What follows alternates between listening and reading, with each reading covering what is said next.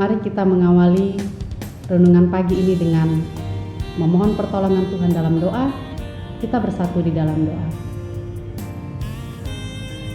Allah yang baik, Tuhan yang setia untuk menuntun dan memelihara hidup kami. Terima kasih Tuhan, karena pada kesempatan ini kami boleh bersaat teduh untuk bersama membaca dan merenungkan firman Tuhan.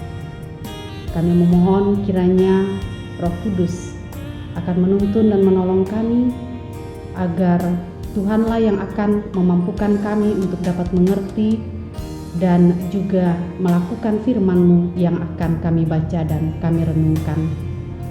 Bersabdalah bagi kami ya Tuhan, kami siap sedia untuk merenungkan firman-Mu. Amin.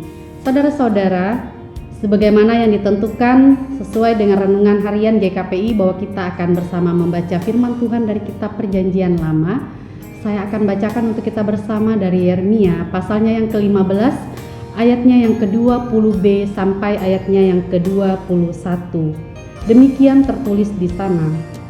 Mereka akan memerangi engkau, tetapi tidak akan mengalahkan engkau, sebab aku menyertai engkau untuk menyelamatkan dan melepaskan engkau. Demikianlah firman Tuhan. Aku akan melepaskan engkau dari tangan orang-orang jahat dan membebaskan engkau dari genggaman orang-orang lalim. Saudaraku yang dikasihi oleh Tuhan Yesus Kristus, pada hari ini kita akan bersama-sama merenungkan bacaan tadi dari tema yang akan kita renungkan bersama, Tuhan sumber kekuatan.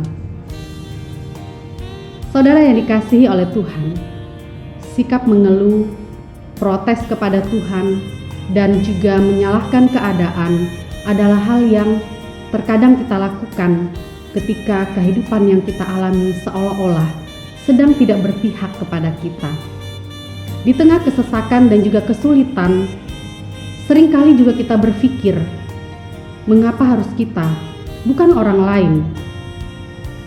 Kesesakan dan kesulitan hidup seringkali membuat kita merasa bahwa kita adalah orang yang paling menderita di dunia ini, dan Tuhan seolah-olah tidak berpihak dan juga tidak memperhatikan kita. Apalagi ketika kita merasa bahwa kita telah berbuat kebaikan di dalam hidup kita, tetapi toh kemalangan juga tetap menghampiri kita.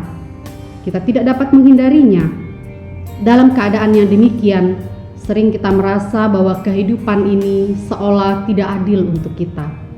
Saudaraku, di tengah karyanya sebagai seorang nabi yang besar, seorang Nabi Yeremia pun juga tidak terhindar dari kesulitan dan juga tekanan di dalam penderitaan. Ketika sedang di dalam kemelut yang hebat, yang dilakukan oleh Nabi Yeremia adalah ia datang kepada Tuhan. Ia menyampaikan keluh kesahnya di hadapan Tuhan. Sebab Nabi Yeremia menyadari bahwa hanya Tuhanlah yang dapat menolong dan menyertai dia menghadapi kesulitan yang sedang ia alami.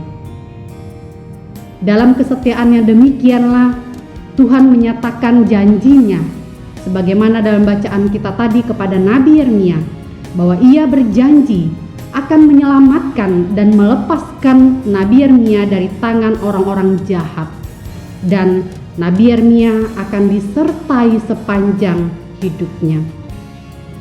Saudaraku, kita tahu bahwa Nabi Yeremia adalah orang yang juga telah dipilih dan diutus oleh Tuhan sebagai seorang nabi yang melayani di tengah bangsa Israel.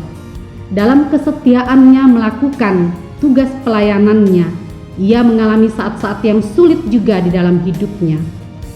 Hal ini ingin mengingatkan kepada kita bahwa kehidupan yang kita jalani adalah kehidupan yang memang tidak selalu mudah. Meskipun sebagai umat yang telah dipilih dan diutus Tuhan di tengah-tengah dunia ini, tidak berarti bahwa kehidupan yang kita jalani akan selalu tentram, tenang, dan bahagia.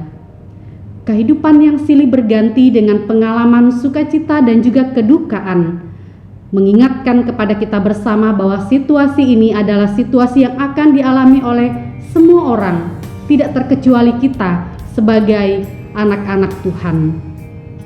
Karena itu kita tidak dapat menghindar dan menolak situasi-situasi yang sulit demikian, apalagi mengeluh, menyalahkan Tuhan, dan juga menggerutu.